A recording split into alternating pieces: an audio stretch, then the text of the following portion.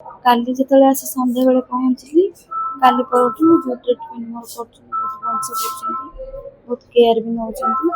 ଆଉ ମୁଁ ଆଗ ଅପେକ୍ଷା ରିକଭରି କରୁଛି, ମତେ ଲାଗୁଛି।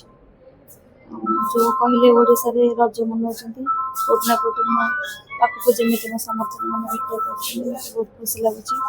ବହୁତ ସାହସ ବି ମୋ ମନ ଭିତରେ ଆସୁଛି।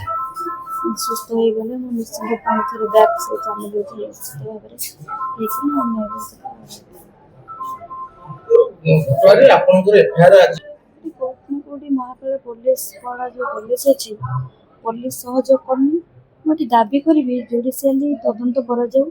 କାରଣ ଯେଉଁ ପୋଲିସ ମୋତେ ଖରାପ ବ୍ୟବହାର ଦୁର୍ବ୍ୟବହାର କରିଛି, ମୁଁ ତାଙ୍କ ଉପରେ କେବେ ଦାୟିତ୍ୱ ଦେଇପାରିବିନି ମୋ କେସ୍ଟାକୁ।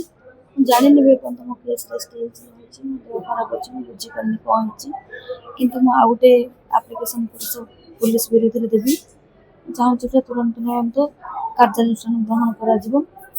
ଆଉ ଏଟାକୁ ଜୁଡ଼ିସିଆଲ ତଦନ୍ତ କରାଯିବ। ମୋ ପାଖରେ ଯେତିକି ବି ପ୍ରୁଫ୍ ଅଛି ମୋ ମୋବାଇଲରେ ଅଛି। ମୋବାଇଲ ବି ଏପର୍ଯ୍ୟନ୍ତ ଦେଇନାହାନ୍ତି ମୋତେ।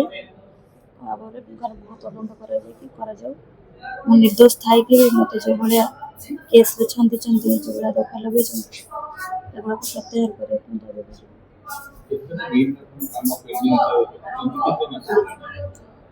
ପାଖାପାଖି 5-6 ମାସ ହେଇଗଲାଣି। 6-7ଟା ପ୍ରୋଜେକ୍ଟ କାମ ବନ୍ଦ ଥିବ। ଯେତେବେଳେ ଲୋକମାନେ ଆମ ଘରକୁ ଆସୁଛନ୍ତି, ଆମେ ତାଙ୍କୁ ଠିକାଦାର ହିସାବରେ କାମ ଦେଇଛୁ, ଆମକୁ ଧମକାଉଛନ୍ତି କି ଆମକୁ ଯଦି ବିଲ୍ ନ ଦେବ ଆମେ ବିଷ ଖାଇ ମରିବୁ। କୋଉଠି ନା କୋଉଠି ଆମେ ବହୁତ ପ୍ରେସର ରହୁଛୁ, ଯେହେତୁ ତାଙ୍କୁ କାମ କରୁଛୁ। ବିଡିଓଙ୍କ କତିକି ଗତ 29 ତାରିଖରେ ଯାଇଛି, ବିଡିଓ ମନା କରିବେନି ବୋଲି। ପୁଣି ଆମେ 5 ଜଣ ସରପଞ୍ଚ ଯାଇଛୁ, ସେଦିନ ଇନ୍ସିଡେଣ୍ଟ ହେଲା। ବିଡିଓ ସହିତ କଥା ହେଇପାରିଲୁନୁ। ବିଜେପି କର୍ମୀମାନଙ୍କ ସହିତ ଗଣ୍ଡଗୋଳ କଲେ, ବିଡିଓକୁ ପଳେଇଲେ।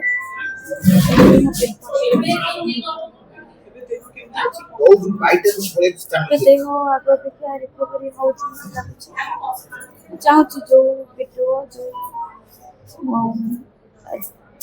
ଆଇଆଇସି ଯେଉଁ ଥାନା ଷ୍ଟାଫ୍ ଅତ୍ୟାଚାର କରୁଛନ୍ତି, ମୋ କ୍ୟାରେକ୍ଟର ଖରାପ ଜିନିଷ କହିଛନ୍ତି। ଯେଉଁ କର୍ମୀମାନେ ବିଜେପିର କର୍ମୀମାନେ ନିଜକୁ କହୁଛନ୍ତି ଗୋଟେ ଦ୍ରୌପଦୀ ଭଳି, ଯେମିତି ଦ୍ରୌପଦୀ ଘିରେ ଯାଆନ୍ତି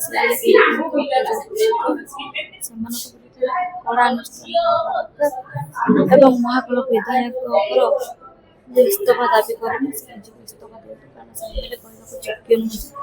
ଯେତେବେଳେ ତାଙ୍କ ଏରିଆରେ ଝିଅକୁ ସେ ନ୍ୟାୟ ଦେଇପାରୁନାହାନ୍ତି, ତାଙ୍କର କର୍ମୀକୁ ଲଗେଇକି ଅତ୍ୟାଚାର କରୁଛନ୍ତି, ଏମଏଲଏ କହିବାକୁ ଯୋଗ୍ୟ ନୁହେଁ।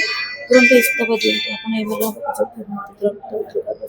ଭାଇ ନାଳନ୍ଦା ଅଛି ପରା। ନାଳନ୍ଦା ନାଳନ୍ଦାରେ 92% सीट फिलअप करके बीपीयूटी सीट फिलिंग रेशियो रे नंबर 1 अछि। ଚାଲେ ନାଳନ୍ଦା କଲେଜ ଯିବା।